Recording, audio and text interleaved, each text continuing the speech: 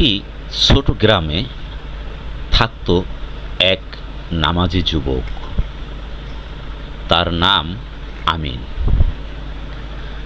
সে ছিল খুবই সাধারণ একজন মানুষ, কিন্তু তার হৃদয়ে ছিল গভীর ঈমান ও আল্লাহর প্রতি ভালোবাসা। প্রতিদিন কাজ শেষে রাত নামলে সে একান্তে আল্লাহর সাথে কথা বলার জন্য সময় বের করত।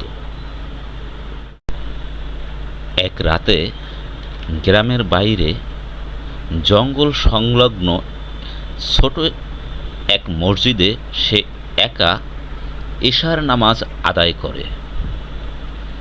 তারপর সে মসজিদের এক কর্নারে বসে বলে, হে আল্লাহ, আমি জানি আমি খুব গরিব, তবুও আমি চাই তুমি আমাকে এমন কিছু দাও যা শুধু তোমার কাছ থেকেই পাওয়া যায়, তোমার নৈকট্য। এই দোয়া পড়ার পর সে 2 রাকাত তাহাজ্জুদ নামাজ আদায় করে।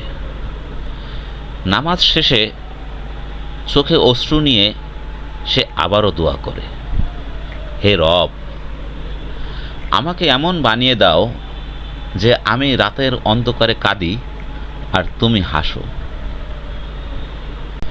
রাতে ঘুমানোর সময় সে কোরআন তেলাওয়াত করে কিছু আয়াত পড়ে, বিশেষ করে আয়াতুল কুরসি, সূরা মুলক।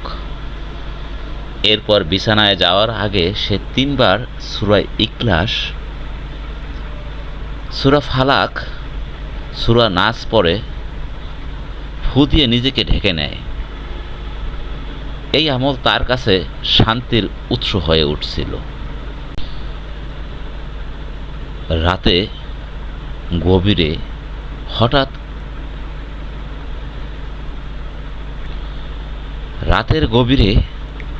হঠাৎ সে স্বপ্নে দেখতে পায়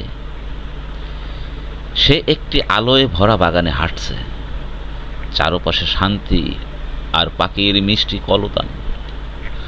হঠাৎ সে দেখে একটি নূরের মুখ। একটি ফেরেশতা তাকে বলছে, তুমি যে অল্প কিছু আমল করছো, তাহাজ্জুদ, দোয়া আর কুরআনের কয়েকটি আয়াত আল্লাহর কাছে অনেক প্রিয় হয়েছে, তাই তিনি তোমাকে নিকটতা দিয়েছেন। কিছুক্ষণ পর তার ঘুম ভাঙলে আমিন বলে সে চোখের পানি নিয়ে সিজদায় পড়ে যায়। আলহামদুলিল্লাহ, তুমি আমাকে পছন্দ করেছো, এটাই আমার জীবনের সবচেয়ে বড় পুরস্কার। আমিন।